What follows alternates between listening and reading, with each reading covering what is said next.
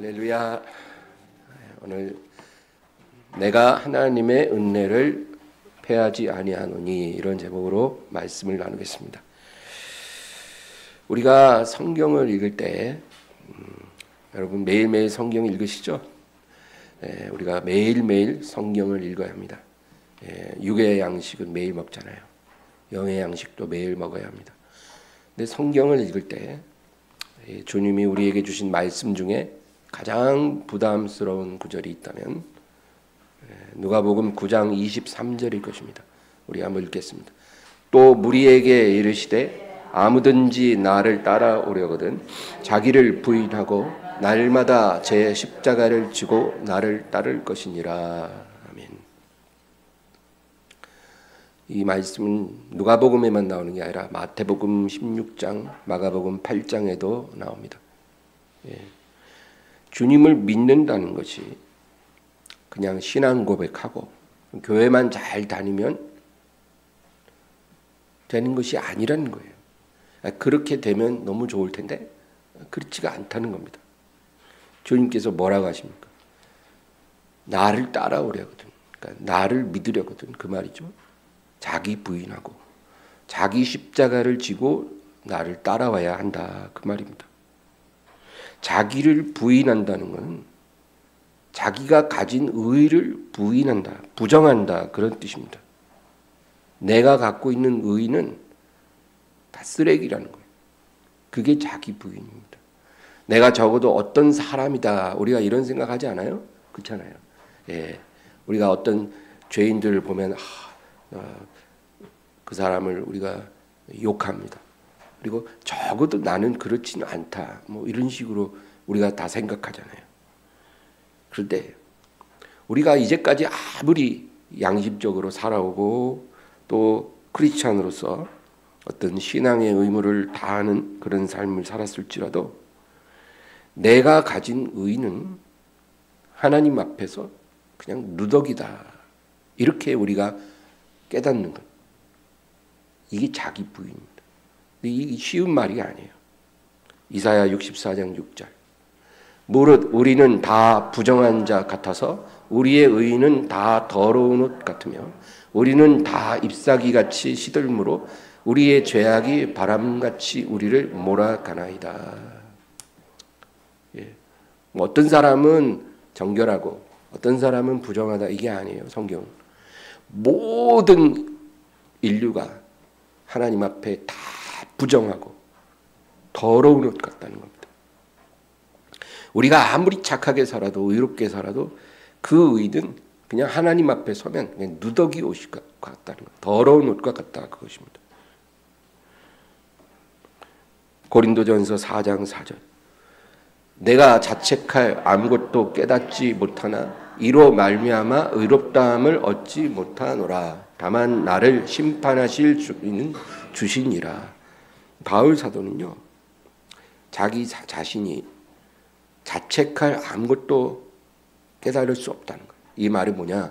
내가 양심에 부딪히는 게 없는 그런 삶을 살고 있다 그 말이죠. 이렇게 사는 것도 쉬운 일이 아니에요, 여러분. 정말 양심이 부끄럽지 않은 사람은 얼마 없습니다. 근데 그런 사람도 내가 이로 인하여 의롭다함을 얻지 못하노라. 나를 심판하실 이, 판단하실 이는 오직 주시니라. 그러니까 우리가 아무리 양심이 깨끗한 삶을 살아도 하나님 앞에 의롭다함을 얻을 수 없다는 거예요. 나를 판단하실 이는 오직 주님이다. 여러분 욥기에 보면 이 욥이라는 사람 진짜 그보다 더 의로울 수가 없는 사람이에요. 욥만큼 의로운 사람이 없었다는 거예요. 성경의 이 증언이. 하나님조차도 천사들 앞에서 욥을 칭찬할 정도. 근데 이 욥의 삶에 진짜 말도 안 되는 시련이 왔어요. 그냥 완전히 망해버렸어요. 하루아침에. 그러니까 얼마나 기가 막힙니까? 뭐 무슨 죄를 짓고 저주가 오고 그러면 모르겠는데 진짜 그와 같이 정결한 사람이 없는데 하루아침에 망했어요. 그러니까 이 욥도 너무 기가 막힌 거예요. 그래서 하나님 앞에 내가 무슨 잘못을 했습니까 도대체? 내가 오늘 죽더라도 내가 왜 무슨 잘못을 해서 이런 내가 벌을 받는지 알고 죽고 싶습니다. 이런 거예요. 그리고 욥을 찾아온 친구들에게도 하소연을 합니다. 나는 정말 내가 왜 이런 일을 당했는지 알 수가 없다는 거예요. 욥기 23장 2절에서 5절. 오늘도 내게 반항하는 마음과 근심이 있나니 내가 받는 재앙이 탄식보다 무거움이라. 내가 어찌하면 하나님을 발견하고 그의 처소에 나아가랴. 어찌하면 그 앞에서 내가 호소하며 변론할 말을 내 입에 채우고 내게 대답하시는 말씀을 내가 알며 내게 이르시는 것을 내가 깨달으랴. 정말 여러분 욥의 마음이 조금 이해 안 되십니까? 너무 억울한 일을 당하면요, 정말 하나님을 믿는 사람은요, 하나님께 따지고 싶은 거예요. 도대체 나보다 10배, 100배 불의한 삶을 사는 사람도 평안하게 사는데 왜 내 삶에 이런 일이 일어나는 겁니까? 근데 이제 시간이 흐른 후에 하나님이 대답하십니다. 하나님은요, 우리가 묻는다고 바로 가르쳐 주지는 않더라고요. 하나님의 시간이 돼야 돼요. 그래서 하나님이 대답하십니다. 욥기 40장 2절. 트집 잡는 자가 전능자와 다투겠느냐? 하나님을 탓하는 자는 대답할지니라. 욥이 지금 하나님께 트집을 거는 거예요. 하나님과 다투려고 하고 하나님을 탓하는 자는 대답하라. 그 밑에 7절 8절. 너는 대장부처럼 허리를 묶고 내가 네게 묻겠으니 네게 대답할지니라. 네가 내 공의를 부인하려느냐? 네 의를 세우려고 나를 악하다 하겠느냐? 네가 지금 내가 행하는 일에 대해서 억울하다 그러고 분노하는 것이요, 너의 의를 세우기 위해서 내 공의를 부인하는 것이다. 네가 지금 억울하다고 한다면 너는 의롭고 하나님은 불의하다 그 말이야. 그게 합당하냐는 겁니다. 지금 너가 억울해하는 것이 바로 너의 의를 세우는 거다. 나는 잘못한 게 없는데 왜 이런 일이 일어났을까요? 왜 하나님이 나에게 이렇게 대하십니까? 너의 의를 세우려고 나를 악하다고 하는 것이다. 여러분, 그래서 우리가 신앙생활하면서 정말 하나님께 원망하지 말아야 돼요. 원망이 막 터져 나오고 싶은데 그걸 잘 누르고 기다려야 돼요. 예, 예레미야 애가 말씀처럼 내 입을 땅에 티끌에 대라. 그만큼 납작 엎드리라 그 말. 기다려야 됩니다. 하나님이 우리가 어떻게 하는지 보고 계시다니까요. 예, 억울하다 그러지 마시고 하나님을 악하다고 말하는 것입니다. 주님이 우리에게 자기를 부인하라고 하는 것은 하나님은 언제나 의로우시고 나는 언제나 악하다고 인정하는 거예요. 이게 자기 부인. 억울하네, 화나네 이런 게 아니고 하나님은 언제나 의롭다는 거예요. 하나님이 내 삶에 무슨 일을 행하셔도 하나님은 의로우시고 하나님 앞에선 나는 늘 부정하고 거짓되고 불의하다는 것을 내가 고백하는 것입니다. 여러분, 우리가 죄를 깨닫지 못한다고 해서 죄가 없다는 건 아니에요, 여러분. 제가 목회하면서 보면 이제 부부를 이제 상담할 때도 있잖아요. 근데 이제 부부가 이제 보면 아내는 이제 남편한테 저한테 얘기를 하는데, 제가 그렇게 잘했는데 저 남편이 나한테 저런다는 거예요. 그러면 남편이 기가 막혀. 지가 잘했대 막. 이래. 아내는 자기는 정말 잘했다는데 남편은 기가 막히다는 거예요. 또 반대로도 그래요. 우리 사람이 늘 그래요. 나는 잘못한 게 없다는 거죠. 나는 문제가 없다는 거예요. 그렇다고 여러분 문제가 없는 게 아니거든요. 우리가 하나님 앞에 억울하다 한다는 건 나는 죄가 없다. 나는 이렇게 당할 만큼 내가 뭐 잘못한 게 없다. 뭐 이런 말인데 우리 생각과 하나님의 생각은 많이 다릅니다. 하나님이 우리에게 연단과 고난을 주시는 것은 벌을 주기 위한 것이 아닙니다. 우리를 변화시키기 위한 거예요. 그래서 우리가 하나님이 어떤 일을 행하실 때 내가 뭘 잘못했다고 이럽니까? 이런 식으로 따지면 안 된다는 거예요. 하나님은 우리를 사랑하십니다. 날마다 자기 십자가를 지고 나를 따르라는 이 말씀요. 무슨 뜻일까요? 아까 자기 부인은 내가 가진 의를 부인하는 거죠. 내가 하나님 앞에 완전히 불의하고 악하고 추하고 더럽다. 이제 이렇게 내가 인정하는 거. 그게 자기 부인이죠. 자기 십자가를 지고 주님을 따른다는 건 뭘까요? 예수님 당시에 사람이 십자가를 지고 간다 그러면 그건 무슨 의미냐면 죽으러 간다는 거예요. 그게 예수님 당시에 십자가를 진다는 것의 의미예요. 아무나 십자가 지는 게 아니라 십자가에 못 박혀 처형당하는 죄인이 자기가 죽을 형투를 메고 형장까지 가는 거예요. 그게 십자가를 지고 가는 겁니다. 그러니까 십자가를 지고 나를 따르라 이 말은 날마다 죽기 위해 나를 따라오라 그 말이에요. 뭐 내가 살기 위해 믿지 죽기 위해 믿나? 우리 이러잖아요. 그게 아니라는 거예요. 살기 위해 나를 따라오라 그러지 않고 죽기 위해 나를 따라오라. 그 말이 자기 십자가를 지고 날마다 나를 따르라. 그 말입니다. 오늘날 하나님 십자가 없는 축복을 기대하는 성도들이 너무 많습니다. 십자가 없는 축복 있나요? 여러분 그런 축복 기다리고 계세요? 나는 십자가 필요 없고요. 축복을 받고 싶어요. 그런 축복은 없어요. 그건 복음이 아닙니다.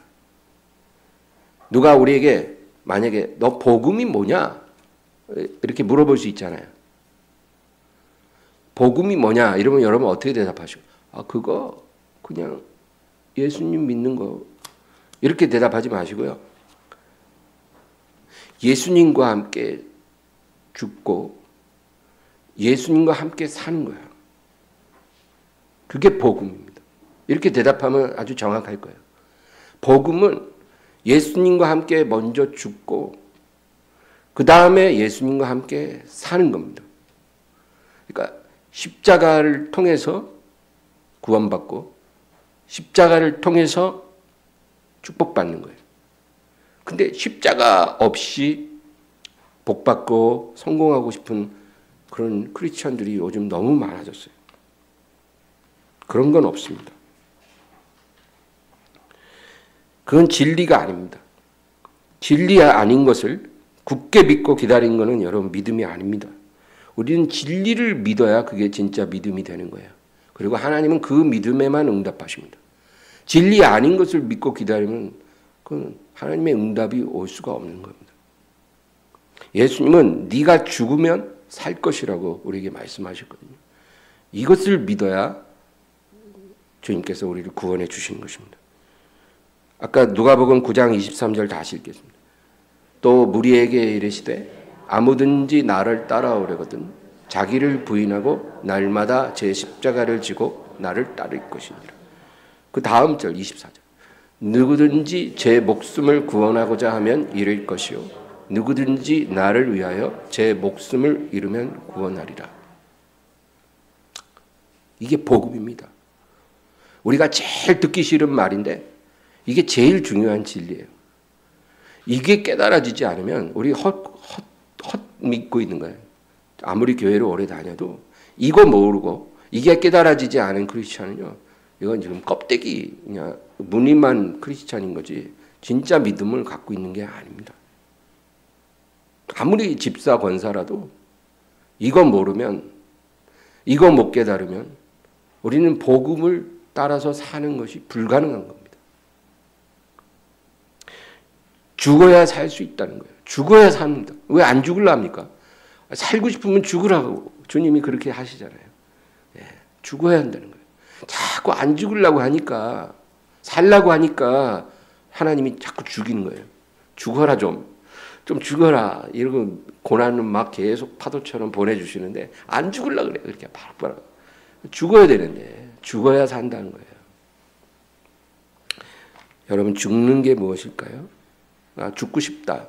그럼 어떻게 죽어야 되나? 생물학적으로 죽는 건 아니죠. 자살은 절대로 하면 안 되는 겁니다.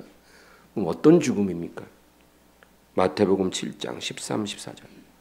좁은 문으로 들어가라. 멸망으로 인도하는 문은 크고 그 길이 넓어 그리로 들어가는 자가 많고 생명으로 인도하는 문은 좁고 길이 협착하여 찾는 자가 적음이라. 주님은 좁은 문으로 들어가야 한다는 거예요. 여러분, 이게 죽음의 의미입니다. 우리가 날마다 죽어야 되잖아요. 나는 날마다 죽노라. 그 말은 날마다 좁은 문으로 들어가는 겁니다. 그래서 주님은 두 개의 문이 있다는 거예요. 우리 앞에 항상. 어떤 문이에요? 멸망으로 인도하는 문이 있고 생명으로 인도하는 문이 있다는 거예요. 두 개의 문 중에 우리가 가야 할 문은 생명으로 인도하는 문이라는 거예요. 그런데 멸망으로 인도하는 문이 더 좋아 보여요. 크고 그 길이 넓어 대부분의 사람들이 다 그 길로만 가는 거예요. 왜 그 길로 갈까요? 그 길로 가야 살 수 있다고 생각하는 거예요. 그 길로 가야 산다고 생각하니까 대부분 다 그 길로 가는 거예요. 근데 우리는 어디로 가야 돼요? 생명으로 인도하는 문이에요. 좁고 길이 협착하여 찾는 자가 별로 없어요. 왜 그 문으로 안 들어갑니까? 그 길로 가면, 그 문으로 들어가면 죽는다고 생각하는 거예요. 그러니까 죽는다고 생각하니까 아무도 안 가는 거예요. 근데 주님은 좁은 문으로 들어가야 한다. 그래야 너는 죽을 것이고 다시 살 수 있다.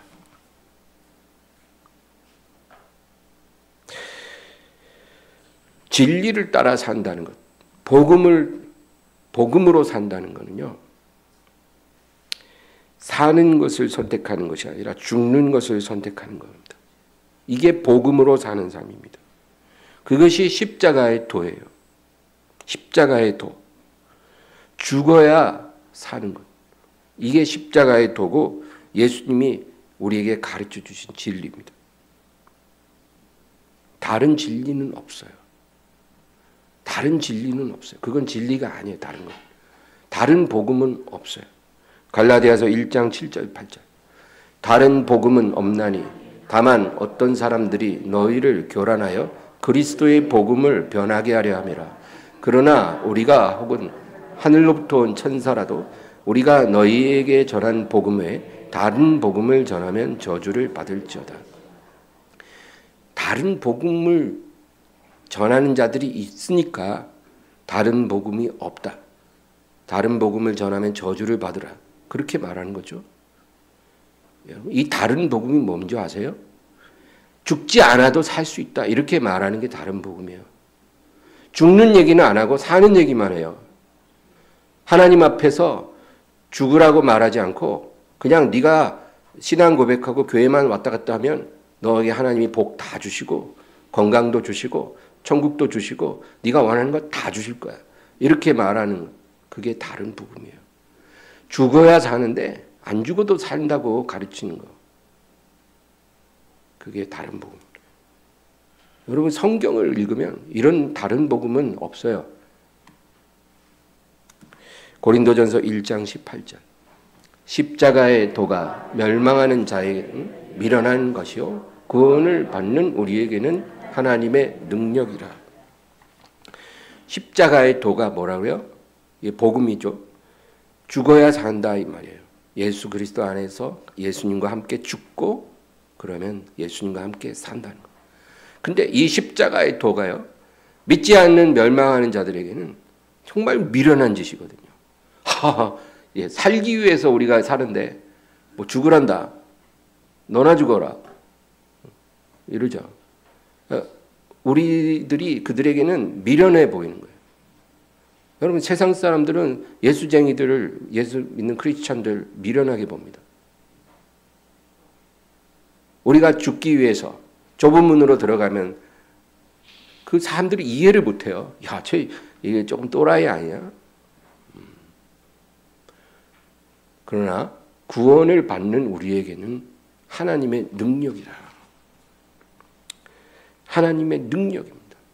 십자가의 도는 우리에게 구원을 주시는 하나님의 능력이고 생명입니다.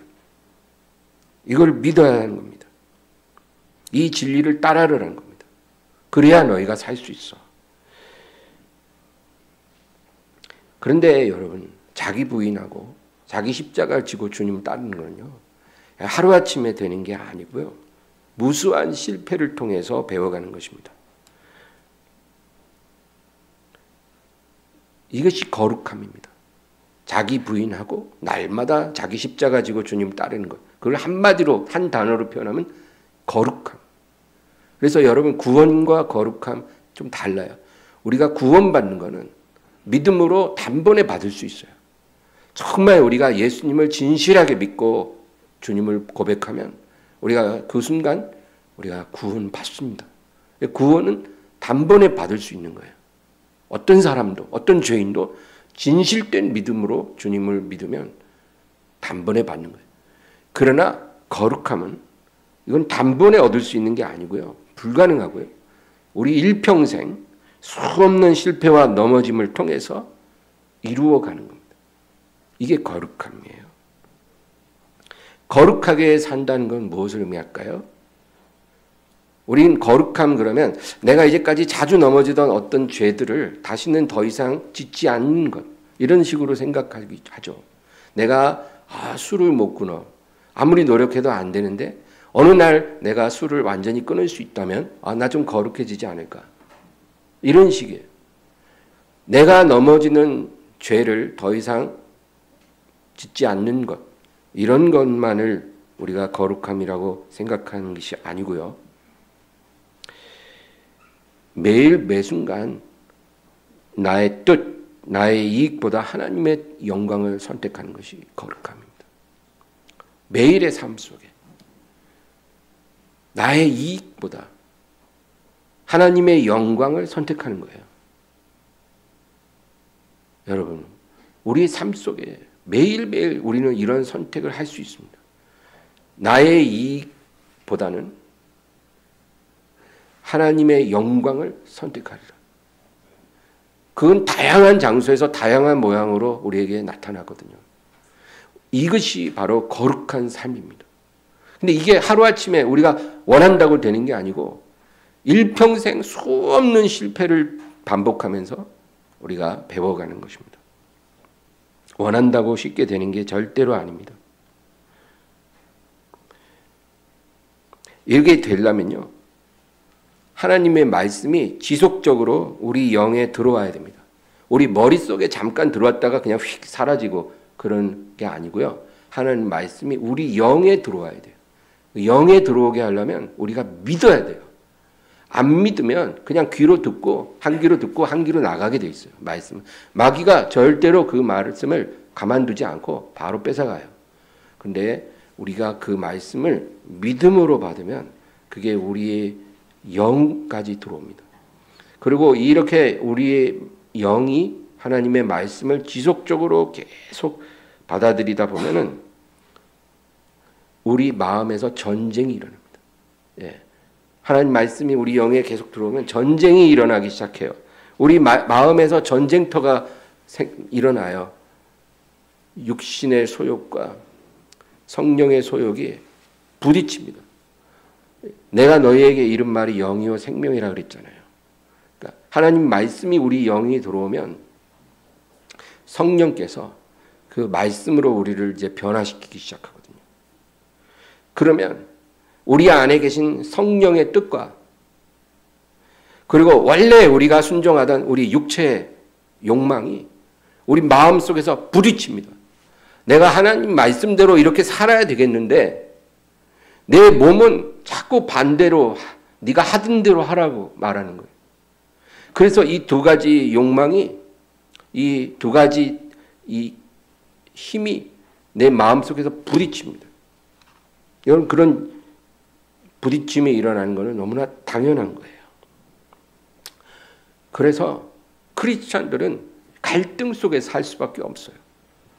죄인들은 갈등 안 합니다. 술 마시고 싶으면 마시면 되는 거죠. 내가 뭐 죄 좀 짓고 싶으면 그냥 죄 지으면 되지. 내 돈 갖고 내가 하겠다는데 누가 뭐래. 이렇게 살면 돼요. 법만 어기지 않으면 아무 문제 없는 거예요. 예. 요즘은 뭐 그냥 간통도 죄가 아니잖아요. 법적으로는.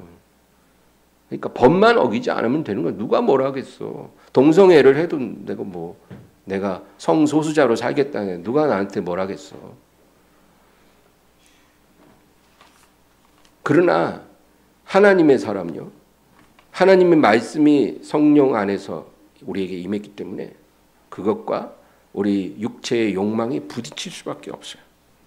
그래서 때로는 승리하고 때로는 실패하며 많은 세월이 흘러가는 것입니다.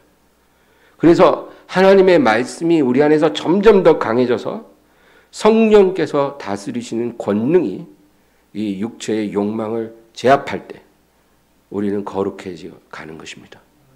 여러분 이런 날이 올 것을 믿으시기 바랍니다. 그래서 말씀이 우리 영에 매일매일 들어오고 성령의 권능이 강해지도록 우리가 순종하며 살아가야 되는 거예요. 그러면 내가 내 힘으로 이길 수 없었던 죄, 모든 욕망, 욕심 그런 것들 다 이기는 날이 다가오는 것입니다. 자기의 의지와 노력으로 죄를 이기고 하나님의 뜻을 행하려고 하는 사람은 여러분 다 넘어집니다. 자기 힘으로는요. 우리가 하나님의 뜻대로 살 수 없어요.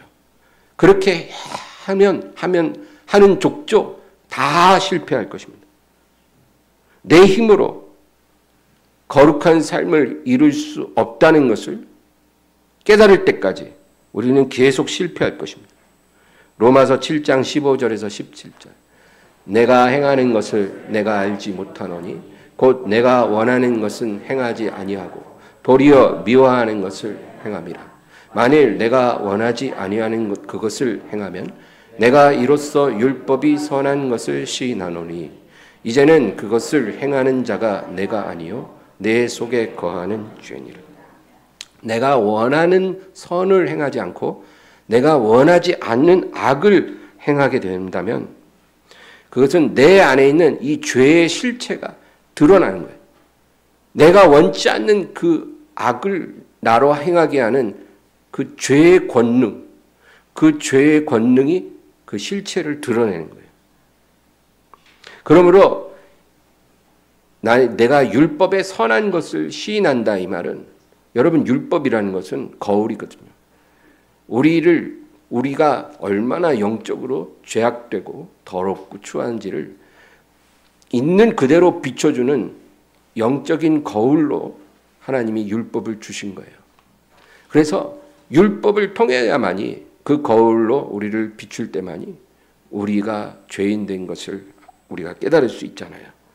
그래서 율법이 선하다고 인정하는 겁니다. 율법이 없었다면 내가 죄를 알지 못하였으리로다. 그 다음 18절에서 20절 내 속 곧 내 육신에 선한 것이 거하지 아니하는 줄을 아노니 원함은 내게 있으나 선을 행하는 것은 없노라. 내가 원하는 바 선은 행하지 아니하고 도리어 원하지 아니하는 바 악을 행하는도다. 만일 내가 원하지 아니하는 그것을 하면 이를 행하는 자는 내가 아니요 내 속에 거하는 죄니라. 여러분 우리가 만약에 하나님을 섬기면서 내 안에 있는 이 죄의 권능을 우리가 아직 보지 못하고 깨닫지 못하고 그 죄로 인해서 내가 탄식하고 절망한 적이 한 번도 없다면 우리는 아직 갈 길이 먼 거예요. 네. 앞으로 정말 갈 길이 먼 겁니다. 우리는요. 우리 안에 있는 이 죄의 권능이 얼마나 강력해서 내 의지를 뭉개고 나를 무너뜨릴 수 있는지를 우리가 봐야 됩니다. 그래서 우리가 절망하고 하나님 나를 불쌍히 여기소서. 나는 멸망할 죄인인데 내 힘으로는 나를 일으킬 수 없으니 나를 구원하소서. 우리가 이렇게 주님 앞에 절망하며 부르짖어야 그때 여러분 자기 부인이 일어나는 거예요. 그리고 생명의 역사가 시작이 되는 것입니다. 그 다음 21절에서 24절. 그러므로 내가 한 법을 깨달았노니 곧 선을 행하기 원하는 나에게 악이 함께 있는 것이로다. 내 속사람으로는 하나님의 법을 즐거워하되 내 지체 속에서 한 다른 법이 내 마음의 법과 싸워 내 지체 속에 있는 죄의 법으로 나를 사로잡는 것을 보는도다. 오라 나는 곤고한 사람이로다. 이 사망의 몸에서 누가 나를 건져내. 이게 절망이죠. 자기 부인입니다. 자기에게 절망하는 게 자기 부인이에요. 이래야 주님이 우리를 건져주실 수가 있는 거예요. 이 자기 절망, 자기 부인이 안 되는 사람은요, 주님이 구원해주고 싶어도 못 구해줘요. 그래서 우리가 자기 절망에 이를 때까지 주님이 우리에게 고난을 보내고 우리에게 실패를 주시는 거예요. 그냥 아유 내가 교회 잘 다니까 그냥 축복 좀 줘요 빨리. 나 좀 살게 해주셔. 이런 식으로 믿는 것이 아니고요. 우리가 온전히 자기 부인에 이를 때까지 하나님이 실패를 주실 수밖에 없어요. 왜? 그래야 우리가 다시 살 수 있으니까. 이게 하나님의 방식입니다.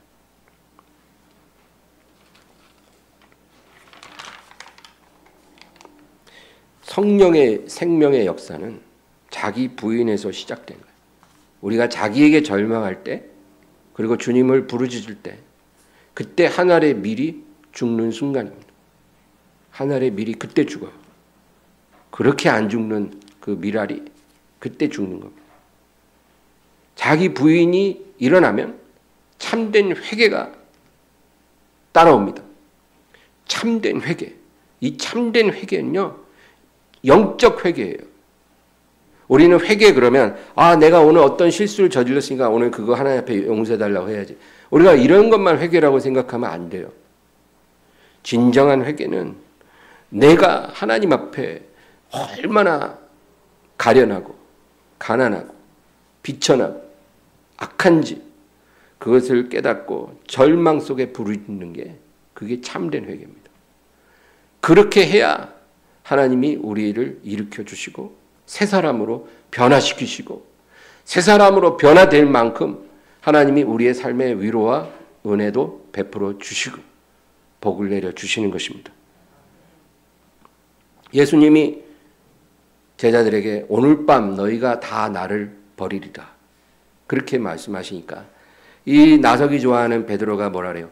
주여, 이 제자들 다 주님 버리고 떠나도 저는 죽을지언정 주님을 버리지 않겠습니다. 근데 베드로가 이 말은 거짓말한 게 아니에요. 가룟 유다는 거짓말을 하는 제자지만 베드로는요, 이 말이 거짓말이 아니라 참말이었어요. 베드로는 자기의 결심과 의지와 힘으로 주님을 배반하지 않을 수 있다고 믿었어요. 내가 다른 말씀은 다 믿지만 내가 오늘 밤 주님을 배반하고 떠난다는 일은 일어날 수 없다. 그렇게 생각했어요. 그러니까 주님이 뭐라 그래요? 오늘 밤 다 굴기 전에 네가 나를 모른다고 3번 부인하리라. 베드로는 절대로 그 말을 믿을 수가 없었어요. 여러분, 이게 바로 자기 부인이 안 된 사람의 모습이에요. 자기가 얼마나 절망적인 존재인지를 모르면요, 주님을 믿고 따라도요, 이런 식으로 따를 수밖에 없는 거예요. 그러니까 주님이 베드로를 쓰고 싶어도 못 쓰죠. 그래서 베드로가 실족하고 넘어지도록 허락하신 거예요. 자기에게 절망하도록. 그리고 나서야 주님이 베드로를 찾아오셔서 베드로에게 네가 나를 사랑하고 있니? 아직도? 네가 다른 사람보다 나를 더 사랑하고 있니? 그거 물어보시고 그러면 이제 너는 내 양을 먹일 수 있는 준비가 됐다. 우리가 스스로 생각할 때 내가 적어도 어떤 사람이다 이렇게 생각하면요, 그것이 산산조각 날 때까지 주님은 우리를 깨뜨리실 것입니다. 자기 부인이 일어나야 날마다 자기 십자가를 지고 주님이 가신 좁은 문으로 들어가는 것이 가능한 것입니다. 자기 십자가를 지고 가는 거는 내 힘으로는 못 갑니다, 여러분. 내 의지로 못 가요. 좁은 문으로 들어가는 건 내 힘으로 갈 수 있는 게 아니에요. 성령의 은혜가 있어야 우리가 좁은 문을 들어갈 수가 있습니다. 성령의 은혜는 자기 부인이 일어난 사람에게만 임하십니다. 우리가 너무 하나님 앞에 연단을 많이 받아서 아유 주님 이제 그만 좀 하세요. 저 이제 많이 저기 연단 먹었잖아요. 이제 많이 묵었으니 그만 주세요. 예, 그렇게 우리가 말해도 그렇게 끝나는 게 아닙니다. 우리가 자기 자신에게 절망할 때까지 계속 깨뜨리십니다. 그리고 주님을 부르짖을 때까지 기다리죠. 네가 가진 의는 나를 기쁘게 할 수 없어. 너의 노력과 힘으로 나를 따를 수 없어. 누군가를 사랑하는 것, 누군가를 용서하는 것도 내 힘으로 안 됩니다, 여러분. 사람 사랑하는 거 내 힘으로 될 것 같으세요? 안 됩니다. 그래서 우리는 매력적인 사람에게 끌리는 거예요. 매력이 없는 사람, 사랑할 만하지 않은 사람을 사랑하는 건 내 힘으로 안 돼요. 나에게 고통 준 사람, 상처 준 사람 용서하는 거 내 힘으로 안 돼요. 내 힘으로 못합니다. 죄를 이기고 세상 욕심 이기는 거 내 힘으로 안 됩니다. 우리가 아무리 그러고 싶어도 그렇게 안 된다니까요. 우리가 지금 꽤 양심적으로 살고 있는 것 같죠? 우리가 못 이길 유혹이 오면 다 무너져요, 여러분. 다 무너져요. 우리 힘으로는 그렇게 안 되는 겁니다. 성령의 은혜가 임해야 그게 가능하다는 것을 우리가 깨달을 때 우리는 일어서게 될 것입니다. 오늘 본문 갈라디아서 2장 19절 읽겠습니다. 내가 율법으로 말미암아 율법에 대하여 죽었나니 이는 하나님에 대하여 살려 함이라. 율법은 죄가 무엇인지, 우리가 얼마나 추하고 악하고 더러운지 우리에게 분명하게 알려주는 것입니다. 그래서 우리가 율법을 알게 되면 우리는 죽습니다. 율법은 우리를 살리는 게 아니라 죽입니다. 내가 율법을 모를 때는 얼마나 더러운지 모르고 살잖아요.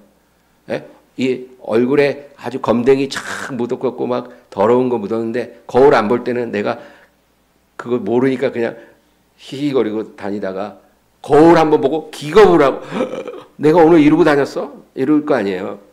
네, 율법이 그렇게 하는 거예요. 우리가 율법을 모를 때는 살지만 율법을 알면 우리는 죽습니다. 그래서 내가 율법으로 말미암아 율법에 대하여 죽었다, 그 얘기예요. 그런데 이렇게 죽어야 내가 하나님 앞에서 사는 겁니다.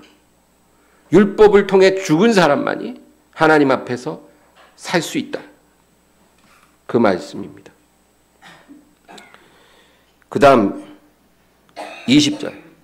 내가 그리스도와 함께 십자가에 못 박혔나니 그런즉 이제는 내가 사는 것이 아니요 오직 내 안에 그리스도께서 사시는 것이라. 이제 내가 육체 가운데 사는 것은 나를 사랑하사 나를 위하여 자기 자신을 버리신 하나님의 아들을 믿는 믿음 안에서 사는 것이라.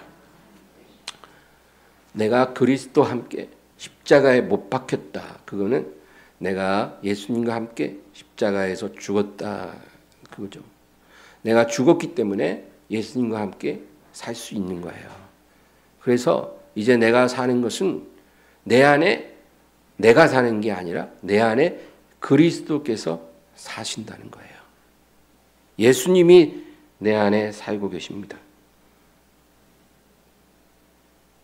그러므로 우리가 이제 육체 가운데 살고 있지만 이것은 나를 사랑하사 나를 위해 자기 자신을 버리신 하나님의 아들을 믿는 믿음 안에서 사는 것이라. 우리가 죽어야 예수님 안에서 살 수 있어요. 그래야 새 생명을 얻는 것입니다. 이것이 진정한 거듭난 그리스도입니다. 이것이 안 되면 우리는 그냥 무늬만 그리스도인이지 진정한 그리스도인이 아니에요. 완전히 거듭나서 새 사람이 되려면 이게 깨달아져야 합니다. 그 다음 21절. 내가 하나님의 은혜를 패하지 아니하노니 만일 의롭게 되는 것이 율법으로 말미암으면 그리스도께서 헛되이 죽으셨느니라. 만일 사람이 의로워지고 거룩해지는 것이 율법으로 말미암는다면, 그러니까 이 말은 우리 힘과 우리 의지와 우리 노력으로 우리가 의롭게 되고 우리가 율법을 지켜서 우리가 의롭게 되고 우리가 거룩해질 수 있다면 그리스도께서 헛되이 죽으셨다는 거예요. 예수님이 이 세상에 오셔서 죽으실 이유가 없는 거예요. 예수님이 이 세상에 오셔서 죽으신 것은 그를 믿는 자로 그와 함께 죽고 그와 함께 다시 살아서 예수님이 우리 안에 사시기 위해서 예수님이 죽으신 거예요. 그를 믿는 자는 예수님과 함께 죽고 살기 때문에 예수님이 그 안에 사실 수가 있는 거예요. 그래야 우리가 새 사람이 되고 죄를 이기고 거룩한 사람이 되어갈 수 있는 거예요. 근데 만약에 우리가 우리 힘으로 율법 잘 지켜서 스스로 거룩해질 수 있다면 예수님이 헛되이 죽으신 거죠. 여러분, 우리는 어떤 것을 믿어야 합니까? 율법에서 이제는 우리가 나와서 예수님을 믿고 그 안에서 죽고 사는 그러한 사람이 되어야 되는 것입니다. 로마서 11장 6절. 만일 은혜로 된 것이면 행위로 말미암지 않음이니 그렇지 않으면 은혜가 은혜되지 못하느니라. 예, 우리의 행위로 의지로 우리가 의롭게 된 것이 아니라 예수님이 우리 안에 사심으로 우리가 의로워지고 우리가 예수님 안에서 거룩해지기 때문에 그것이 은혜라는 거예요. 우리는 단지 예수님을 믿고 그분과 함께 죽고 산 것밖에 없거든요. 근데 모든 것이 그 안에서 다 아름답게 이루어진다는 것입니다. 그것이 은혜예요. 에베소서 2장 8절 9절.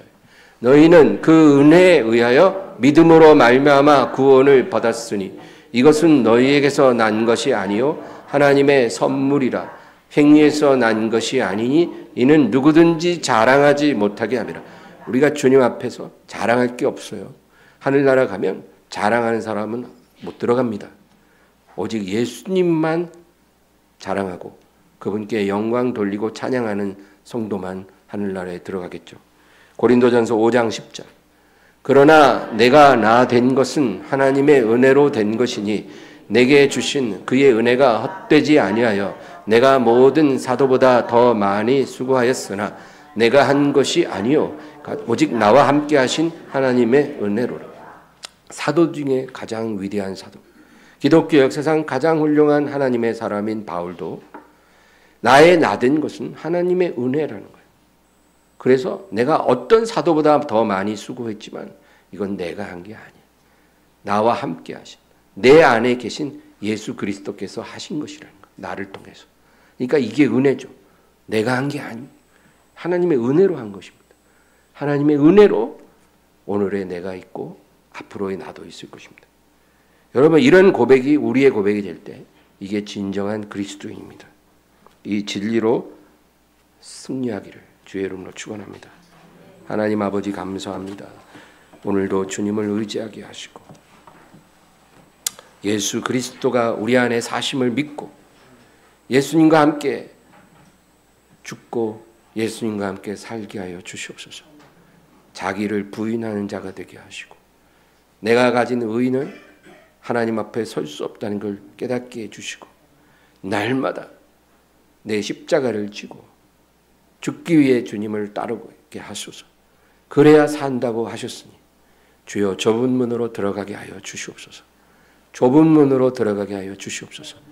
주여 우리가 살기 원해서 죽겠습니다. 주님 우리를 살려주시옵소서. 예수님의 이름으로 기도합니다. 아멘.